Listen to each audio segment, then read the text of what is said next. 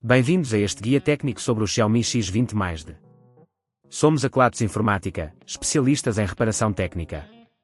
Recolhemos o teu equipamento ao domicílio, fazemos diagnóstico gratuito e enviamos orçamento antes de reparar. Sem chamadas, sem deslocações.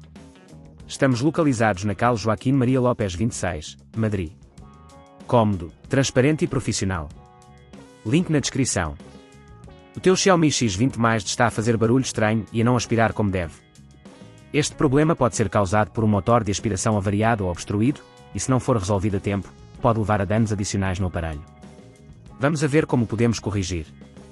Para esta reparação, vais precisar de algumas ferramentas básicas, uma chave de fendas Phillips, uma chave de fendas plana, um multímetro e, claro, um novo motor de aspiração para o teu Xiaomi X20. Agora vamos ao passo a passo. Primeiro, desliga o dispositivo e retira a bateria, se possível, para evitar qualquer risco de curto-circuito. Em seguida, utiliza a chave de fendas Phillips para remover os parafusos que seguram a tampa inferior do robô. Faz isto com cuidado para não danificar a tampa ou os parafusos. Uma vez que a tampa estiver removida, poderás ver o motor de aspiração. O que normalmente acontece é que ele pode estar sujo ou danificado, por isso verifica se há alguma obstrução.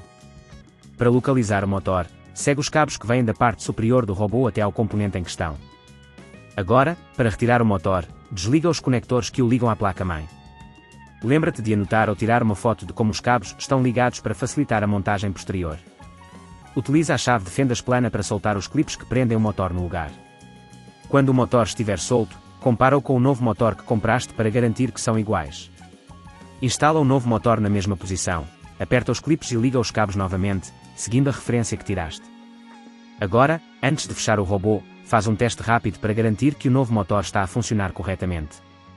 Se neste ponto achares que é demasiado complexo, lembra-te que na Kelatos recolhemos o equipamento no teu domicílio e devolvemos-te reparado. Depois de confirmada a funcionalidade, coloca novamente a tampa inferior e aperta todos os parafusos que removeste anteriormente. Para garantir que o teu Xiaomi X20 funcione de forma ótima, é importante limpar regularmente o filtro e verificar se não há obstruções nas escovas. Evita que a poeira ou detritos se acumulem, pois isso pode causar problemas semelhantes no futuro. Se não queres arriscar danificar o teu equipamento, na Kelatos recolhemos, reparamos e devolvemos ao teu domicílio em todo o Portugal continental. Link na descrição.